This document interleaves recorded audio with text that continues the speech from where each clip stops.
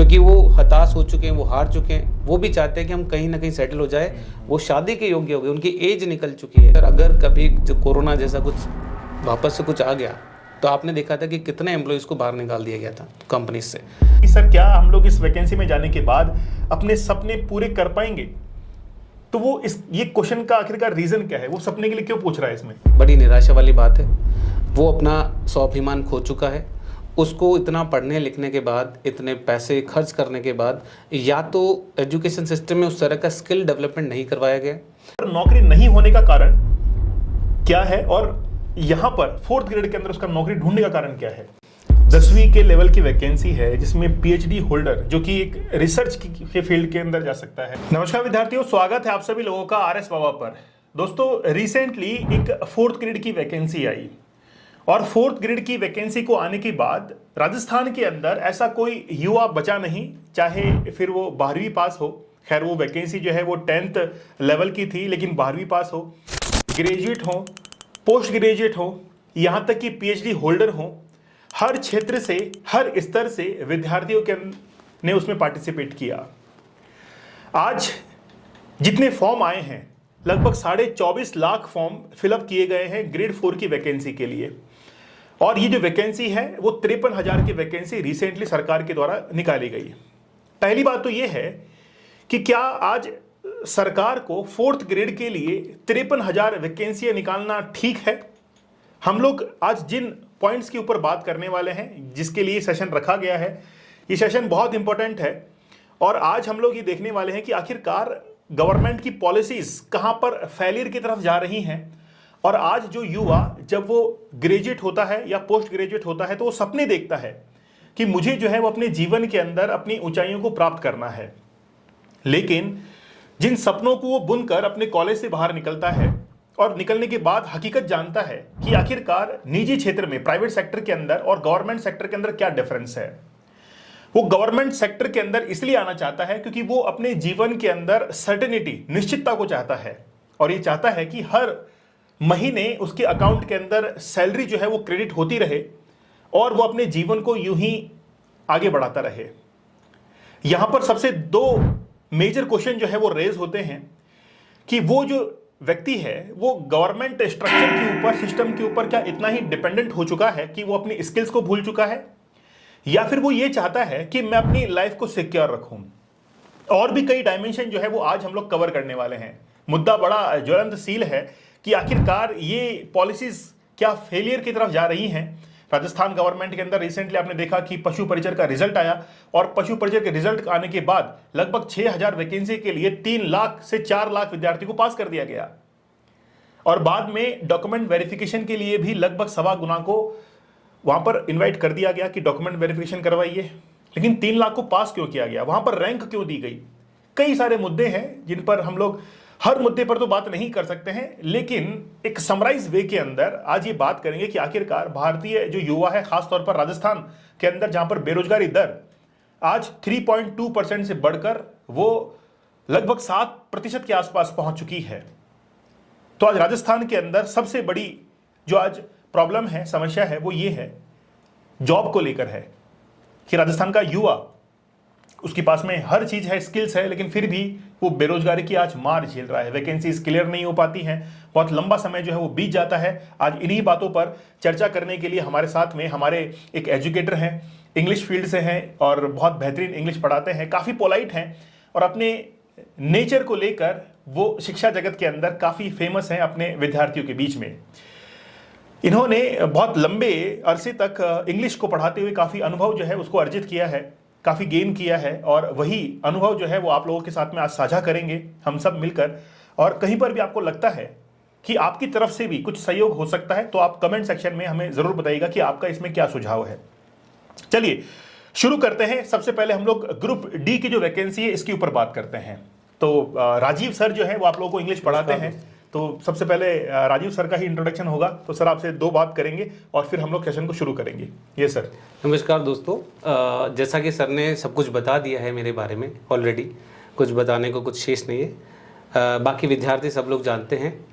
आज जैसा कि सर ने कुछ मुद्दा जो आप लोगों के सामने रखा है वो सच में बड़ा गंभीर है और उसके ऊपर चर्चा करना भी बहुत ज़रूरी है। अगर हम लोग चर्चा नहीं करेंगे तो इसके जो आउटकम्स है, इसके रिजल्ट्स है, उनके बारे में कभी कोई दूसरा भी बात नहीं करेगा। और ये हमारा दायित्व बनता है कि हम इस पर चर्चा करें, एक निर्णय निकालें। जब ऐसा होगा तभी हम लोग किसी निर्णय तक पहुंच पाएंगे। जी सर। तो सर एक ये है कि इस बार ये जो वैकेंसी निकली है ग्रुप डी की, ये ह्यूज वैकेंसी है। इसका जो हल्ला है वो राजस्थान में नहीं, इसके अलावा बिहार के अंदर है, यूपी के अंदर है, यहाँ तक कि बिहार के अंदर ऑफलाइन क्लासेस तक शुरू कर दी गई हैं इसको लेकर। कुल लगभग 24.5 लाख आवेदन इसमें आए हैं, जबकि ग्रेड 4 की वैकेंसी है। और ग्रेड 4 की वैकेंसी लेवल 1 की वैकेंसी होती है, मतलब हम लोग कह सकते हैं कि सरकारी नौकरी के अंदर एक शुरुआत हम लोग कह सकते हैं। तो सर आप ये बताइए कि 24.5 लाख फॉर्म आने का कारण क्या है? आखिरकार ये फॉर्म अप्लाई इतने सारे क्यों किए गए, जो भी ग्रेड 4 के लिए 10वीं पास की वैकेंसी है? सर ये एक तरीके का बफर सिस्टम बन चुका है आज के युवा जीवन के अंदर में। बच्चा हमारे इंडिया के एजुकेशन सिस्टम में पढ़ तो रहा है, लेकिन वो बन कुछ नहीं रहा है, और बेरोजगारी दिन ब दिन बढ़ती जा रही है। इसका अल्टीमेट जो एक बफर सिस्टम क्रिएट होता है, उसके पास में रिजल्टेंट हाथ में कुछ नहीं आ पाता, और ये बेरोजगारी तक लेके जाता है एक विद्यार्थी को, और निराशाएं बनती है, वो दर दर भटकता है। कभी वो प्राइवेट जॉब में जाता है, फिर अल्टीमेटली प्राइवेट में जाने के बाद भी वो सोचता है कि मेरे पास कुछ बचा नहीं है, क्योंकि प्राइवेट जॉब्स में सिक्योरिटी नहीं है। तो उसको एक चांस लेना पड़ता है गवर्नमेंट जॉब की। गवर्नमेंट जॉब सिक्योरिटी प्रोवाइड कराता है। अगर गवर्नमेंट जॉब सिक्योरिटी प्रोवाइड कराता है तो वो उम्मीद भी करता है सरकार से कि सब सारा प्रोसेस साफ सुथरे तरीके से हो। बट यहीं कहीं लूप होल्स हम लोगों को देखने को मिलते हैं इसमें, और इसी वजह से आज ये जो बेरोजगारी दर है, ये पिछले अगर 2023 और 24 का आप डेटा चेक करो कुछ सोर्सेस की तरफ से, तो 3.2% के आसपास रही। और उम्मीद है कि वो, अगर बेसिकली आप युवा बेरोजगारी की बात करें, तो वो 23 से 24% के आसपास रहने की उम्मीद है 2025 के अंदर। तो सर ये लाइफ की जो अनसर्टेनिटी है, जीवन की जो अनिश्चितताएं हैं, आज इनसे युवा इतना घबराना शुरू कर चुका है क्या? यानी कि फ्यूचरिस्टिक हो चुका है कि यार कल को क्या होगा? तो सरकार ही उसके पास में केवल एक ऑप्शन है कि गवर्नमेंट जॉब ही उसका जो है एक सिक्योर मेथड बन चुका है। ऐसा तो नहीं है कि सब कुछ गवर्नमेंट ही है, बट बहुत हद तक गवर्नमेंट जिम्मेदार है, क्योंकि अगर गवर्नमेंट को प्राइवेट फील्ड में भी अपॉर्चुनिटीज़ क्रिएट करनी पड़ती, तो उसमें एक पॉइंट ज़रूर ऐड ऑन करना पड़ता उनको, सेफ्टी, जॉब सिक्योरिटी।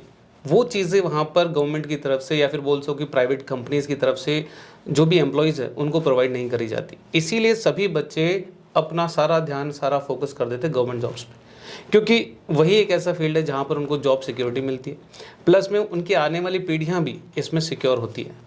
तो कोई व्यक्ति क्यों नहीं चाहेगा, या कोई स्टूडेंट क्यों नहीं चाहेगा कि उसको आने भविष्य में यही चीज़ें मिले, या वो गवर्नमेंट जॉब की तरफ जाए। सब अपने जीवन में सिक्योरिटी चाहते हैं। जीवन अनसर्टेन है, लेकिन सुरक्षा के साथ जीना चाहते हैं। तो यही कुछ कारण है। लेकिन सर वैकेंसी तो ये 10th पास की थी, 10वीं के लेवल की वैकेंसी है, जिसमें पीएचडी होल्डर जो कि एक रिसर्च के फील्ड के अंदर जा सकता है, वो डॉक्टरेट करता है। लेकिन सरकारी जो तंत्र है उसका इसने उपयोग भी किया है। उस युवा ने, वो कॉलेज के अंदर गया है, गवर्नमेंट कॉलेज उसने की है, और इसके साथ में काफ़ी पैसा जो है वो अपनी डिग्री के अंदर उसने लगाया है, काफ़ी मेहनत की है, और उसके बाद में भी उसको लगता है कि उस फील्ड में जिसने उसने डिग्री की है, उस फील्ड में उसके लिए नौकरी नहीं है। तो वहां पर नौकरी नहीं होने का कारण क्या है, और यहाँ पर 4th ग्रेड के अंदर उसका नौकरी ढूंढने का कारण क्या है? सो ये तो साफ झलकता है, इसमें कुछ बड़ी पारदर्शिता है इसके अंदर में। अगर कोई व्यक्ति ध्यान से इस पूरे सिनेरियो को देखे तो साफ नज़र आता है कि अगर एक पीएचडी वाला व्यक्ति एक 4th ग्रेड वाली जॉब के लिए लाइन में लगता है, तो इसका सीधा सा समझ में ये आता है कि बड़ी निराशा वाली बात है। वो अपना स्वाभिमान खो चुका है।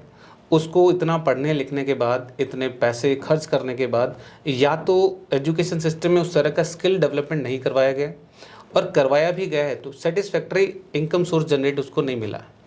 तो इन दोनों ही केसेस की वजह से वो हताश हो चुका है, निराश हो चुका है, और वो उम्मीद करता है कि मुझे जीवन में स्थायित्व चाहिए, या मुझे जीवन में सोसाइटी में सम्मान चाहिए। ये सब पैसे की बात नहीं है सर।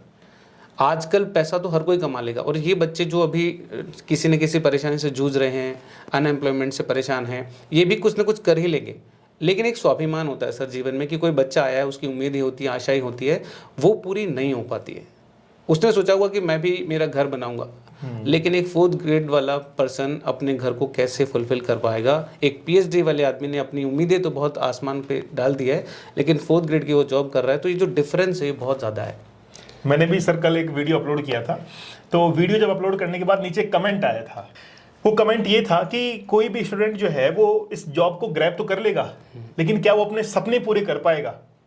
तो वो सपने के बीच में और उसकी मेहनत के बीच में ये डिफरेंस कैसे क्रिएट हो रहा है? मतलब वो सपने तो पूरे करना चाहता है, लेकिन वो मुझसे ये पूछता है कि सर क्या हम लोग इस वैकेंसी में जाने के बाद अपने सपने पूरे कर पाएंगे? तो वो ये क्वेश्चन का आखिरकार रीजन क्या है? वो सपने के लिए क्यों पूछ रहा है इसमें? सर सपने तो अगर वो मजबूर हो ही गया है इस हालत पे कि अगर उसको 4th ग्रेड वाला एग्ज़ाम अप्लाई करना है, वो अपने लेवल पे, अपनी एजुकेशन के लेवल पे उसने जैसा इतना इनपुट दिया है उस अनुसार उसको अपने जीवन में कुछ मिला नहीं, वो निराशाओं का कारण है। नहीं मिला इंसान तो वो हारता है, झुकता है, कमर टूटती है, फिर वो जो भी मिल रहा होता है उसको पालने की कोशिश करता है। तो यही कुछ इन बच्चों के साथ अभी हो रहा है इस जनरेशन के अंदर में कि उनको जो एजुकेशन सिस्टम ने जिस तरह से रेडी किया, हाथ में उनके अल्टीमेटली आया कुछ नहीं। तो उनको मजबूरन इस हताशा में, निराशा में अपने आत्मसम्मान को बचाने के लिए कि कुछ तो करें, और ये कुछ तो करने के लिए वो कुछ भी करने के लिए तैयार हो गए आज के जीवन में।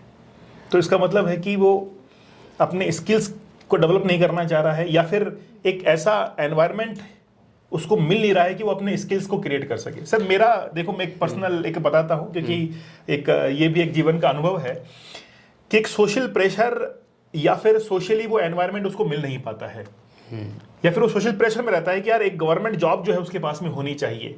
जब वो अपने स्किल्स के ऊपर ध्यान देता है तो स्किल्स को डेवलप करने में समय लगता है, उस समय उसकी अर्निंग्स जो है वो रुक जाती हैं, क्योंकि वो स्किल्स के ऊपर काम कर रहा है, सीधी सी बात है। अब उसकी अर्निंग्स जो है वो रुक जाएंगी और उस स्किल को सीखने के अंदर समय काफ़ी लग जाएगा। उस स्किल को सीखने के बाद भी वो अपने जीवन में कुछ कर पाएगा या नहीं कर पाएगा, ये इसको समझ में नहीं आता, क्योंकि उसकी करियर काउंसलिंग अच्छे से नहीं हो पाती है।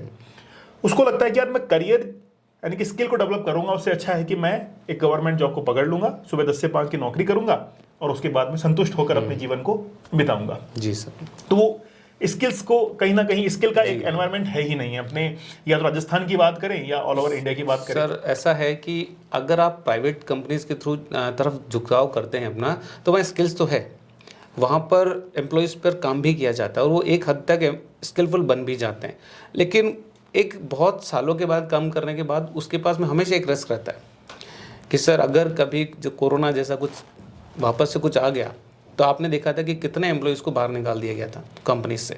तो वो जो असुरक्षा वो महसूस करता है, उस असुरक्षा से लड़ने के लिए उसके पास एक ही रास्ता बचता है, गवर्नमेंट जॉब। यानी इस डर ने जो है, देखिए आज एक इसका रिजल्ट क्या निकल कर आता है कि एक डर जो है वो इंसान की काबिलियत को छिपा देता है। आप देखिए बहुत बारीक चीज है बड़ी आसान समझ की, लेकिन बड़ी जो है वो एक आसान चीज है, कोई बच्चा भी इसको समझ सकता है, ठीक है, एक नॉर्मल जो पर्सन है वो समझ सकता है कि एक डर जो है, उस डर ने उस स्टूडेंट की काबिलियत को छिपा दिया है। वो जब इससे डर से बाहर निकलेगा तब तक उसकी उम्र बहुत हो चुकी होती है, तब तो उसको जीवन के अनुभव जो है वो बहुत सारे मिल जाते हैं। जैसे कल मैं एक अभी रिसेंटली यूपीएससी का रिजल्ट आया, यूपीएससी के रिजल्ट के अंदर एक महाराष्ट्र के किसान का एक बेटा है जो कि उनके पिता जो है वो बकरी चराया करते हैं, बकरी भेड़ वगैरह वो चराते हैं, और वो लड़का जो है वो आज 551वीं रैंक के ऊपर आज उसने हासिल किया है। तो ऐसा लगता है कि वो आईपीएस बन जाएगा। जब वो अपने गांव के अंदर गया तो उसके साफा वगैरह जैसे राजस्थान के अंदर बनवाते हैं, वैसे ही उस विद्यार्थी के साफा बनवाया गया। लेकिन उसकी एक फोटो जो है वो सोशल मीडिया पर काफी वायरल हुई कि वो एक बकरी को अपने कंधे पर लिए हुए है और एक साधारण सा इंसान जो है वो आईपीएस बन चुका है। तो वो एक जीवन की लड़ाई लड़ते हुए, संघर्ष करते हुए वहां तक पहुंचा, लेकिन उसको अपने ऊपर विश्वास करने में बहुत समय लगा होगा कि ये काम मैं कर सकता हूं। तो ये एक बहुत अच्छी बात है कि एक जैसे आप ग्रुप डी की वैकेंसी को देख रहे हैं, तो ग्रुप डी की वैकेंसी एक मेरा ये मानना है, मैं विद्यार्थी को हमेशा कहता हूं कि एक जरिया हो सकता है। हाँ, आप इसको लक्ष्य मत बनाइए, आप इसको टारगेट मत बनाइए, इसको आप एक सीढ़ी की तरह इस्तेमाल कीजिए और सीढ़ी की तरह इस्तेमाल करते हुए आप आगे बढ़िए जी। तो गवर्नमेंट ने जो वैकेंसी निकाली, अच्छा एक प्रश्न बड़ा ये हमेशा विद्यार्थी के मन में रहता है कि 24,57,000 जो फॉर्म आए हैं, सरकार को रेवेन्यू तो जनरेट हुआ होगा, उसी रेवेन्यू में से सरकार अब सैलरी इनको देगी। तो ये क्या माया जाल है, को समझ में नहीं आता है सर ऑब्वियस सी बात है कि रेवेन्यू जनरेशन भी एक मेथड है ही गवर्नमेंट का, क्योंकि उसको और भी फैसे और कितना सर, लगभग कितना रेवेन्यू जनरेट हुआ जैसे मान के चलिए कि आप ओटीआर सिस्टम जो इन्होंने अपने SSOID पर लागू किया है, उस अनुसार ये 600 रुपये तो एक विद्यार्थी से लेते हैं। तो आप आप मान के चलिए कि जितने भी विद्यार्थियों ने अप्लाई किया है तो लगभग 150 करोड़ के आसपास का हिसाब ये बैठता है। हम अगर नहीं भी माने कि चलो 150 करोड़ भी नहीं, आधों ने भी किया होगा तो 75 करोड़ रुपए के आसपास का पूरा रेवेन्यू जनरेट होता है। इसमें सेंटर्स अलॉटमेंट और बहुत सी चीज़ें होती है, इनको निकालने के बाद भी सरकार प्रॉफिट में ही रहती है। तो हम कह सकते हैं बात कि सरकार प्रॉफिटेबल मार्जिन से भी चीज़ें देखती हैं, अब वो प्रॉफिट कमाने वाली स्ट्रेटजी को भी अपनाती है कि चलो ठीक है, लेकिन इसके बावजूद वो बच्चों को रिटर्न में कुछ नहीं दे पा रही है, उस तरीके से सेटिस्फैक्ट्री कुछ चीज़ें प्रोवाइड नहीं करा पा रही, डिले हो रहा है सब चीज़ों में। जैसा कि आप देखते हैं कई बार कैंसिल हो जाता है पेपर, तो बच्चे जो सालों तक वेट कर रहे हैं वो इस बार सोच के आते हैं कि हमने बहुत मेहनत की है, पूरा हमारा दम झोंका है इस बार, तो इस बार हम लोग पार निकल जाएंगे। लेकिन फिर से कुछ न कुछ किसी प्रकार का करप्शन या फिर कोई ऐसी चीज़ आ जाती है जो उनकी उम्मीदों को पूरा तबाह कर देती है। सर एग्ज़ाम बहुत सारी पारियों में लगते हैं, विद्यार्थी सब जानते हैं। अभी रिसेंटली जो है अधिरथ सेवा चयन बोर्ड ने ये भी कहा था कि हम लोग एग्ज़ाम्स को एक ही पारी में करवाएंगे। अब देखिए कि 24 लाख बच्चों का एक साथ एग्ज़ाम लेना क्या पॉसिबल है या नहीं है, ये तो अब सरकार ही बताए कि उनके पास में कितने रिसोर्सेज अवेलेबल हैं। अब सरकार के पास में रिसोर्सेज नहीं होंगे तो फिर किसके पास में होंगे बताइए। सरकार क्या 24 लाख विद्यार्थियों का एक साथ एग्जाम नहीं करवा सकती है? राजस्थान की जनसंख्या लगभग 2011 के अंदर 7 करोड़ के आसपास थी, 6 करोड़ 86 लाख थी, लेकिन अब मेरा ऐसा अनुमान है कि 8 करोड़ के आसपास पहुंच चुकी होगी वर्ष 2025 तक। तो 8 करोड़ लोगों को वो टेकल कर रहे हैं, है ना, उनकी जिम्मेदारी उनके पास में। तो 24 लाख विद्यार्थी को वो आसानी से एक पारी के अंदर एग्जाम करवा सकते हैं। लेकिन अलग अलग पारियों में एग्जाम करवाने का सबसे बड़ा ड्रॉबैक क्या है, क्या इसमें प्रॉब्लम होती है? ऐसा नहीं है कि सर गवर्नमेंट ने पहले कराया नहीं है। आपको याद होगा तो रीट का एग्ज़ाम जब दोबारा हुआ था 2000 शायद आई थिंक ये 20 के आसपास की बात, 19 और 20 वाला जो पेपर था उसमें एक दिन में ही पेपर करवाया गया था लीक होने वाले सेकंड टाइम वाले सेगमेंट में। तो उन्होंने एक टाइम पे पूरा अरेंजमेंट किया था क्योंकि उसको अपनी साख बचानी थी गवर्नमेंट को। तो जब साख बचाने की बारी आती है तब तो वो कुछ भी कर सकते, सारा मैन पावर पूरा पोटेंशियल अपनी गवर्नमेंट का लगा देती। लेकिन जब स्टूडेंट के पर्सपेक्टिव से सोचा जाता है तो उसमें पारियों में बांट दिया जाता है, या सुविधाएं अपने अकॉर्डिंग वो सोचती है कि मैं अलग अलग पारियों में करवा देते हैं हम लोग, तो भीड़ भड़का नहीं होगा या जो और भी अदर मैटर्स हो सकते हैं। बट उसका एक नेगेटिव फेस भी है जो कि बच्चों पर पड़ता है, जैसे नॉर्मलाइजेशन वाली बातें हैं। तो इन नॉर्मलाइजेशन वाले प्रोसेस की जो फॉर्मूला है वो बच्चों के साथ अन्याय जैसा ही होता है एक प्रकार का, क्योंकि कुछ बच्चों के मार्क्स किसी फार्मूला से ज़्यादा हो रहे हैं जबकि उसका सच में वैसा वेटेज नहीं है, किसी को कुछ ज़्यादा मिल रहा है किसी को कम मिल रहा है। तो जो बच्चे सिलेक्शन की दौड़ में हैं वो पीछे भी रहते हैं। तो ये जो नॉर्मलाइजेशन की वजह ही क्या होता है कि मल्टीपल एग्जाम्स कराना, एक ही एग्ज़ाम में अलग अलग दिनों में कराना, ये वही कारण है सर। तो मैं कहूँगा कि नकारात्मक प्रभाव तो डालता ही है। अपन सर वापस से ग्रुप डी के ऊपर आते हैं। हाँ, ग्रुप डी के अंदर मुझे लगता है कि पहली बार इतनी कोई बड़ी वैकेंसी राजस्थान को मिली होगी और विद्यार्थी को मिली होगी जी। तो अवसर के तौर पर एक विद्यार्थी उसको देख रहा है। सर अवसर है या अपमान है, क्या मानते हैं आप? वाकई में एक विद्यार्थी को तैयार कर देना 4th ग्रेड के लिए, तो विद्यार्थी ने डिग्री कर रखी है, काफ़ी पैसा उसने लगाया है, उसकी उम्मीदें उसके सपने इसके पीछे हैं, तो सर ये एक अवसर है या अपमान है, या सरकार के प्रति, सरकार के लिए जो है वो एक अविश्वास वाली चीजें हैं कि यार सरकार के ऊपर अब बिलीव नहीं है कि वो कब क्या कर जाए? सर मेरा ऐसा मानना है कि सरकारें होती है जनता, और जनता के लिए प्रशासन लगाना, जनता को फैसिलिटेट करना, सारी चीज़ें होती है।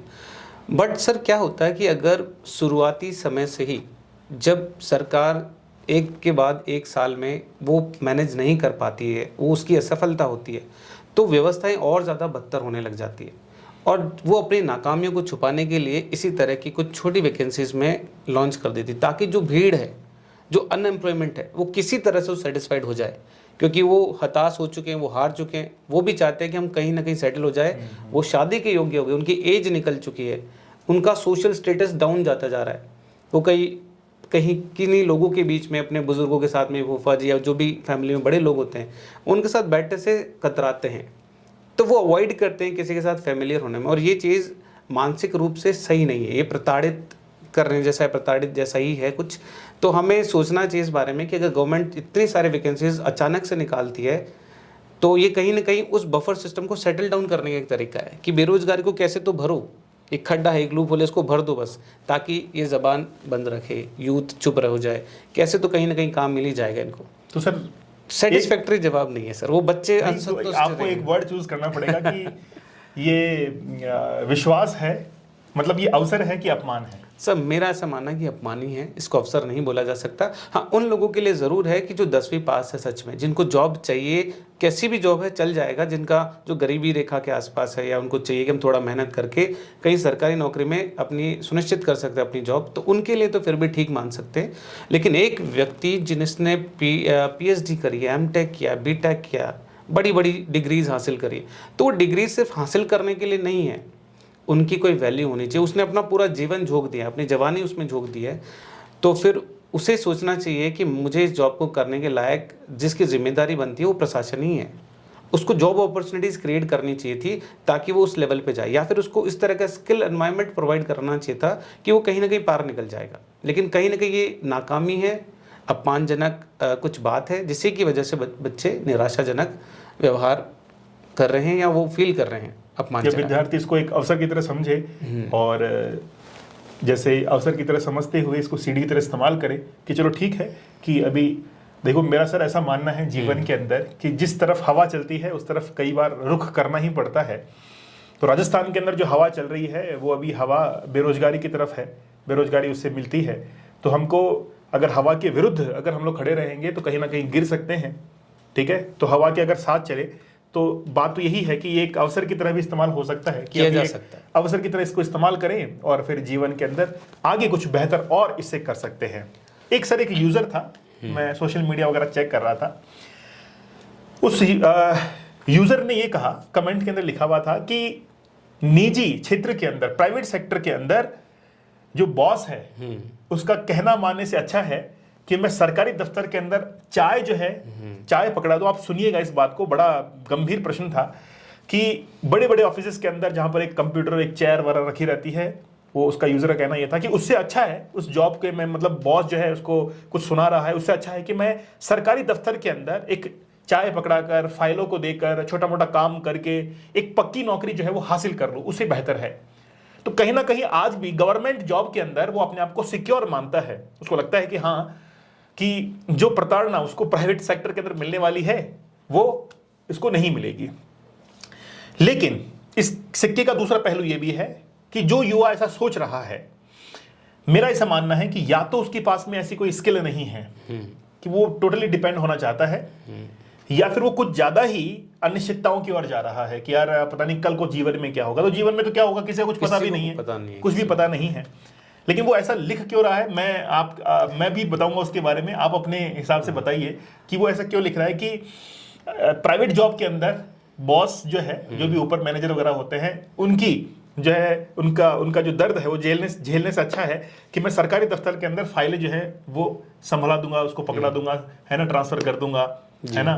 तो वो इस जॉब को करके खुश क्यों है वो? सर देखिए, ये बातें कुछ ऐसी कि मेरा जीवन का शुरुआती फेज भी प्राइवेट जॉब से ही चालू हुआ था। तो मेरा टीचिंग लाइन में आने का टर्निंग पॉइंट भी वही था जो आप बता रहे हैं, भी डिस्कस कर रहे हैं कि प्राइवेट जॉब जब मैंने ज्वाइन की दोस्तों, तो मेरी ड्यूटी आवर्स थी 15 आवर्स, 15 घंटे में जॉब करता था, और मेरे खुद के लिए समय मेरे पास बच नहीं पाता था, क्योंकि उसके बाद मुझे सोना और बस इतना ही टाइम मेरे पास रहता था। इतना करने के बाद में जो मुझे मिलता था सैलरी, वो कुछ सेटिस्फैक्ट्री सैलरी नहीं थी। प्लस में जो बॉस ने बोल दिया मतलब वो होना चाहिए, नहीं होगा तो वो आपसे एक बॉस की जैसे ट्रीट नहीं कर ऐसे बर्ताव करते हैं जैसे तुम्हारे ऊपर राज करते हैं, वो तुम उनके गुलाम ही हो, उससे ज़्यादा वो कुछ नहीं। मैं प्राइवेट सेक्टर को ऐसा नहीं क्रिटिसाइज़ कर रहा हूँ कि सब जगह बुरा होता है, बट ज़्यादातर ये ग्राउंड रियलिटी है। दिखावे के तौर पर सब अच्छा दिखाया जाता है, बट जब आप मीटिंग्स लेते हैं सुबह और शाम को प्राइवेट सेक्टर्स में, तब आपको एहसास होता है कि इससे बढ़िया तो मैं बेरोज़गारी ही ठीक था, इतना अपमान तो नहीं सहन करना पड़ता। ये सच में सेल्स टारगेट अचीव करने के लिए, मार्केटिंग टारगेट्स अचीव करने के लिए एवरी डे सुबह और शाम को मीटिंग्स होती हैं। तो जो निराशा वहाँ से मिलती है, दुख जो वहाँ से मिलता है, वो विद्यार्थी या वो जो पर्सन है वो सोचता है कि काश कोई ऐसी जॉब होती जो मुझे सुनिश्चित कर देती, मेरा कुछ सम्मान होता, कोई मुझे बुरा नहीं कहता, और मैं 2 पैसे ही कमाता, कम ही कमाता, लेकिन मैं मेरे इज्जत के कमाता। ऐसी सर वो बातें हैं। तो इसका मतलब गवर्नमेंट जॉब के लिए ये अट्रैक्शन जी, पड़ता है, लाजमी भी है। ये इसीलिए है सर, ये जो नंबर आपने देखे हैं 24 लाख, ये इसी वजह से है क्योंकि कोई करना नहीं चाहता, जितने भी बच्चे हैं वो प्राइवेट जॉब करना नहीं चाह रहे, शायद इसी वजह से इतने लोग इसमें हैं। और देखिए राजस्थान जिस क्षेत्र में आता है वो कुछ एरिया ऐसा ही है जहाँ पर गवर्नमेंट जॉब का क्रेज रहता है, जैसे राजस्थान है, मध्य प्रदेश है, और फिर इसके साथ में बिहार है, उड़ीसा है, यूपी है, हरियाणा है। यहाँ पे तो क्रेज मिलता है एक कर्क रेखा के आसपास का जो एरिया, पैसा मान लो कर्क रेखा के आसपास का जो एरिया है, बिल्कुल सर सही कह रहे हैं कि कर्क रेखा के आसपास का जो एरिया है वो ऐसा एरिया है जहाँ पर गवर्नमेंट जॉब का बड़ा क्रेज रहता है। वही सरकारी एक राजा की तरह है, सरकारी जवाई जिनको कहते हैं, है ना, और राजयोग, ये तो एक भाग्य की बात है। तो अब इसका समराइज तो यही है कि आपको ज़रूर इसकी एक बार तैयारी करनी चाहिए और आप इसको एक अवसर के तौर पर देखें, निराश ना हो। आप ये देखिए कि मैं इसको एक सीढ़ी की तरह कैसे इस्तेमाल कर सकता हूं। तो एक जो अक्लमंद व्यक्ति होगा वो तो सीढ़ी की तरह इस्तेमाल करेगा, नहीं तो हवा के अंदर उड़ने वाला व्यक्ति जो है वो हवा में उड़ता रहेगा और उसको कब नीचे से, पैरों के नीचे से ज़मीन गायब हो जाएगी उसको खुद यह यकीन नहीं होगा। तो आपको एक बार ज़रूर इसको तैयार जो है वो करना चाहिए। लेकिन हम लोग एक बार बात करेंगे गवर्नमेंट के ऊपर। सर रिसेंटली पशु पर्यटन का रिजल्ट आया और स्टूडेंट जो थे वो प्रोटेस्ट करने के लिए पहुंचे थे अधीनस्थ सेवा चयन बोर्ड के ऑफिस के बाहर। जी। अगले दिन ही, मतलब उसी दिन सेम डे जो है वो शाम को ट्वीट आता है कि आलोक राज जो है वो विदेश चले गए हैं, फॉरेन, वहां पे अवेलेबल नहीं है। मतलब विद्यार्थी के सुनने वाला कोई नहीं है वहां पे और वो विदेश की यात्रा पर चले गए हैं। तो ये क्या एक गवर्नमेंट पॉलिसीज का फेलियर हम लोग काउंट कर सकते हैं क्या? इसको कैसे हम लोग काउंट करें कि गवर्नमेंट जो पॉलिसीज हैं या तो वो इम्प्लीमेंट नहीं हो पा रही हैं ठीक ढंग से, पॉलिसीज तो बनी हुई हैं, या तो इम्प्लीमेंटेशन में प्रॉब्लम है या पॉलिसीज मेकिंग के अंदर कहीं प्रॉब्लम है। तो आपको कहां पर ये लूप होल लगता है? सर देखिए, गवर्नमेंट ने, ऐसा नहीं है कि गवर्नमेंट को हम लोग कटघरे में खड़ा करके हमेशा उसको क्रिटिसाइज करें। गवर्नमेंट ने बहुत सारी स्कीम्स विद्यार्थियों के हित में लॉन्च की है। उन्होंने जो विद्यार्थी आर्थिक रूप से कमज़ोर है उनके लिए 4,000 रुपये का जो अमाउंट है वो उन्होंने रखा है अपने स्कीम्स में, और जो दिव्यांगजन हैं, है ना, ट्रांसजेंडर्स है, महिलाएं हैं, इनके लिए 4500 रुपये का रखा है। तो ये सब चीज़ें तो है ही। उसके अलावा वो अपने प्रयास करती है, युवा संबल योजना जैसी योजनाएं चलाकर उनको मजबूती देने का काम करती है। तो सब उनकी तरफ से। लेकिन सर एक चीज़ होती है कि अगर कोई भी स्कीम लॉन्च की गई है तो उसका निरीक्षण होना चाहिए, वो प्रॉपर तरीके से इम्प्लीमेंट हो रही है या नहीं हो रही है, इसकी जानकारी गवर्नमेंट के पास होनी चाहिए। और अगर कोई बताता भी है गवर्नमेंट को, तो अभी जो बर्ताव दिख रहा है गवर्नमेंट की तरफ से वो कुछ इस तरह से रूखा सा है कि अगर कोई विद्यार्थी उनके पास अपनी शिकायत लेके जाता है तो वो बात नहीं करते। एक मीडिएटर जो होना चाहिए वो हमारे पास कोई भी नहीं है कि हमसे ले जाकर वहाँ तक पहुँचाए और बात कर पाए। कुछ युवा छात्र संघ नेता ज़रूर हैं, वो मदद करते हैं अपने लेवल पे, कुछ हद तक सक्सेसफुल भी रहता है। बट अगर सरकार ठान ले कि मुझे कोई जवाब नहीं देना है तो वो विदेश चले जा सकते हैं ऐसा ज़रूर हो सकता है। तो आपको पता भी होगा कि रिसेंटली आलोक राज जो है वो विदेश चले गए थे, फॉरेन ट्रिप पर निकल गए थे, जिस समय विद्यार्थी प्रोटेस्ट करने के लिए जा रहे थे। या तो उनको ये लगता होगा कि विद्यार्थी तो आए दिन प्रोटेस्ट करता रहता है ना, तो उसके लिए वो अपने काम काज थोड़ी ना रोक दे, ठीक है ना। और दूसरा पहलू ये भी तो है कि आखिरकार फिर उनके सुनेगा कौन। राजस्थान के अंदर आज सबसे बड़ी प्रॉब्लम क्या है? एक अच्छा शिक्षक जब कुछ चीज़ समझाने की कोशिश करता है तो वो शिक्षक को कुछ इस तरीके से ट्रीट करते हैं। मैं अपनी पर्सनल जो है एक अपना अनुभव ही शेयर कर रहा हूँ, क्योंकि मैं जो है ऑफलाइन के अंदर बहुत सारे स्टूडेंट से भी जुड़ा हुआ हूँ, तो मैं एक अपना अनुभव जो है वो शेयर कर रहा हूँ। विद्यार्थी जो है वो थोड़ा सा बहुत इजी होता है उसका ब्रेन वॉश करना, और बहुत सारे लोग जो है उसका ब्रेन वॉश कर देते हैं कि यार कुछ भी नहीं है तो सीधा जो है वो आईएएस को फोड़ देगा, तो आरएस को फोड़ देगा। जबकि फिर जब ग्राउंड रियलिटीज, इकोनॉमिक प्रॉब्लम उसके अंदर आती है, तो वो इकोनॉमिक प्रॉब्लम जब उसके पास में आती है तो उसका कहीं समाधान उसको होता हुआ दिखाई नहीं देता, फिर वो डिसअपॉइंटमेंट की तरफ चला जाता है, निराशा की तरफ चला जाता है। तो मेरा ऐसा मानना है कि ये जो वैकेंसी है वो आपको एक इकोनॉमिकली एक फ्रीडम देके जाएगी, और जिसके पास में इकोनॉमिकली फ्रीडम होता है वो हमेशा अपने डिसीजंस को लेने के अंदर फ्री रहता है, वो अपने अच्छे डिसीजंस कर पाता है, जिसके पास में इकोनॉमिक एक अच्छा बैकग्राउंड होता है। तो मेरा ये मानना है कि आप लोग इस वैकेंसी को, ग्रुप डी की जो वैकेंसी है, इसको एक इकोनॉमिक सक्सेस की तरफ से देखिएगा और इसको सीढ़ी की तरह इस्तेमाल कीजिएगा और फिर जीवन के अंदर आगे निकलिएगा। इस पर प्रमोशंस भी है, प्रमोशंस भी है, तो एक बार जरूर इसको विद्यार्थी को जरूर इस पर तैयारी करनी चाहिए। शुरुआती दौर पर आपको एक बार अपने आप को सुनिश्चित करना है। एक बार आप सिक्योर अपने आप को महसूस करते हैं, आप वापस से तैयारी को अपने जारी रखिए, और जो भी आप चाहते हैं, आप इतना तो श्योर हो ही गए हैं कि अब जीवन सुरक्षित है, लेकिन जो सम्मान आपको चाहिए था उसके लिए आप सतत प्रयास करते रहें, वो आपको वो मिल जाएगा जो आप चाहते हैं। बिल्कुल बिल्कुल सही बात है। तो सभी विद्यार्थी ये बात इसको बड़ा आसानी से और बड़ा आसान शब्दों के अंदर सुन लीजिए कि अभी 4-5 महीने आपके पास में है। सर मैं एक चीज़ और कहना चाहूँगा, मेरे पास में टेलीग्राम पर बहुत सारे विद्यार्थियों का मैसेज आता है सोशल मीडिया ने एक अहम रोल अदा किया है बेरोजगारी के अंदर, क्या आप बात मानते हैं? बेरोजगारी बढ़ाने में या कैसे बताना? बेरोजगारी को बढ़ाने के अंदर, बढ़ाने के अंदर हाँ बोल सकते हो। बेरोजगारी बढ़ाई तो नहीं सर, मैं कहूँगा कम करी है, ये मैं बोल सकता हूँ। सोशल मीडिया पे जो बेरोजगारी की आप बात कर रहे हैं, कहीं हद तक ये बात सही है कि बेरोजगारी कम हुई है। जैसे मेरे पास भी जो कमेंट्स आते थे वो स्टूडेंट्स कैसे आते थे कि सर सोशल मीडिया की हमको लत लग चुकी है, मतलब एडिक्शन की बात करते थे वो। बोले सर हमारा टाइम जो है इसमें कंज्यूम होता है, और अलग अलग भ्रामक जो इन्फॉर्मेशन है उनके पास में पहुंचती थी। और जैसे इंस्टाग्राम है, ये फेसबुक है, ये यूट्यूब शॉर्ट्स हैं, मुझे पर्सनल ऐसा फील होता है कि जॉब अपॉर्चुनिटीज़ काफ़ी सारी हैं, लेकिन एक स्टूडेंट अपने सब कॉन्शियस माइंड को काफ़ी डिस्टर्ब रखता है, जिसके कारण वो एग्ज़ाम के अंदर अच्छा परफॉर्म नहीं कर पाता। और ये चीज़ मेरे पास में कब आई है, रिसेंटली यूआरओ का एग्ज़ाम लगा, और यूआरओ का एग्ज़ाम लगने के बाद जो स्टूडेंट अच्छे परफॉर्म कर सकते थे उन्होंने नहीं किया, और जो नहीं कर सकते थे, जिनको लगता था कि यार ये तो क्या करेंगे, उनके पास मोबाइल फ़ोन वगैरह नहीं है, उन्होंने अच्छा परफॉर्म किया। फिर मैंने रीज़न जाना कि मैंने कहा आप अच्छा आपका पेपर नहीं गया, रीज़न क्या था? बोला सर सोशल मीडिया का मैंने काफ़ी यूज़ किया, अच्छा मेरा टाइम उसमें काफ़ी वेस्ट हुआ। और हमारा दिमाग जो ब्रेन होता है उसका तो सबकॉन्शियस माइंड का एक मेमोरी फिक्स रहती है कि वो इतनी मेमोरी है, जब वो स्टोरेज फुल हो जाएगा आपका सोर्स वगैरह देखने से, तो फिर आपकी पढ़ाई जो आप पढ़ना चाहते हैं वो कहाँ पे उसमें जाएगा। तो ऐसे बहुत सारे स्टूडेंट जो है आज अपनी प्रॉब्लम को शेयर करते हैं। ये सच में सर जो बता रहे हैं बात, ये बहुत गंभीर विषय है कि बच्चों को पता भी नहीं चलता है कि उनका दिन कब निकल गया है। वो स्क्रॉलिंग जो है रील्स की या वीडियोस की, जो कि यूजलेस है इस एज में उस बच्चे के लिए, उससे चाहिए कि वो अपना पूरा ध्यान कंसंट्रेशन में रख। सर एक बच्चे से मैं मिला बैच में ऑफलाइन में, वो आरएस मेंस की प्रिपरेशन कर रही थी, वो आरएस मेंस लिखने वाली थी।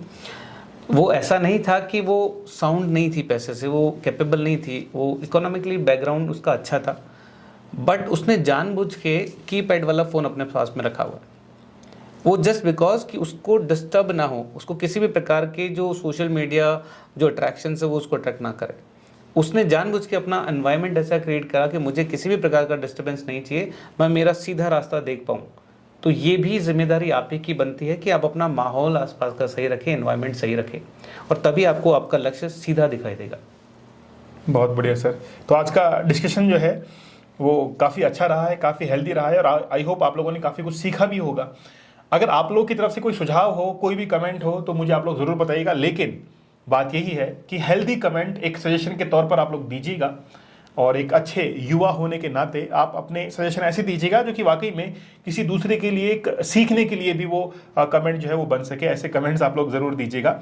हमारा चैनल अभी काफ़ी छोटा है ना, लगभग 30,000 के आसपास सब्सक्राइबर है, तो मैं चाहता हूं कि आप लोग इसको थोड़ा सा और आगे बढ़ाइए। हम लोग अपना पूरा प्रयास करते हैं, और मेरा हमेशा ये प्रयास रहता है कि मैं स्टूडेंट तक मैक्सिमम जो है कंटेंट पहुंचाने की कोशिश करूं। आप लोग देखते होंगे लाइव क्लासेस के अंदर maximum content classes, theory classes आपके पास में पहुंचती है। मैं इधर उधर की बात नहीं करता हूं, मैं सटीक बात करता हूं विद्यार्थियों के साथ में, ताकि उसके पास में कंटेंट पहुंचे।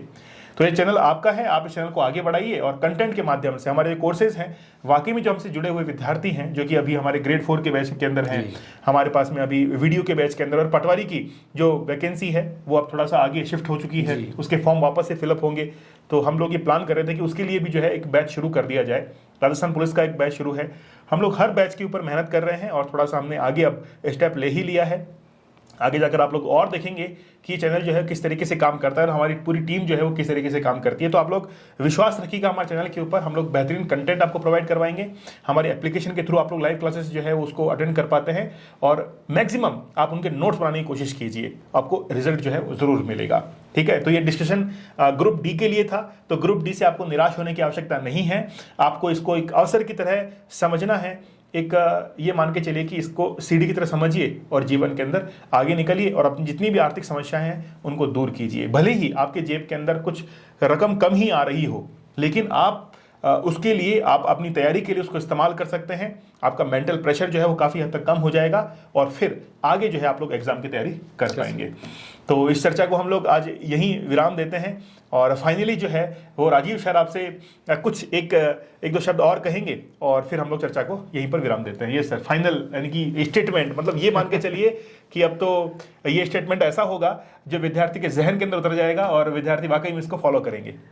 नहीं दोस्तों, वैसे तो सब मोटिवेशन स्पीकर्स बहुत सारे हैं, बट मैं एक सिंपल सी बात कहूँगा कि अगर आपने ठाना है ना मन में कुछ भी, तो आपको बस उसको मन में रखना, उसके अलावा कोई दूसरी बात आनी नहीं चाहिए, आपको क्लियर दिखना चाहिए। जब क्लैरिटी होती है ना इंसान को, उसको अलावा उसको कुछ दिखता नहीं है, उसको दिन रात, सच में मेरे साथ भी ऐसा ही हुआ था। मैं जिन जिन विद्यार्थियों से मिला हूँ जो सफल हुए हैं, उनका सिर्फ एक ही बात था, मैं उनसे रिव्यू पूछता हूँ हर बार कि आपने क्या स्ट्रेटेजी अपनाई, तो उनका सिर्फ इतना ही है कि सर मैंने मेरे माहौल को हमेशा साफ रखा है, इतना शुद्ध रखा है कि मैं उसके प्रति ईमानदार हूँ और वो माहौल मेरे प्रति ईमानदार था। मैंने किसी को मेरे इस माहौल में एंटर होने नहीं दिया है। अगर कोई मुझे डिस्टर्ब कर रहा है तो मैं उसको नहीं करने देता हूँ, भले ही मेरा रिश्ता टूट जाए। आपको ये ध्यान रखना होगा, कुछ दिनों के लिए लोग आपको बुरा मानेंगे, कुछ दिनों के लिए लोग आपसे छूट जाएंगे, लेकिन जिस दिन आप कुछ बन जाते हैं, सब दौड़ते हुए आते हैं, सब कुछ, आप एक अट्रैक्शन पॉइंट बन जाते हैं और जो चीज़ें छूटी हैं वो वापस से आ जाती है। तो उसकी कभी भी परवाह ना करें आप सिर्फ सीधे चलते रहिए अपने लक्ष्य की तरफ, अपने मेहनत करते रहिए, आपको सब कुछ मिलेगा जो आप चाहते हैं। बहुत बढ़िया सर, तो बहुत बहुत धन्यवाद आप सभी लोगों का।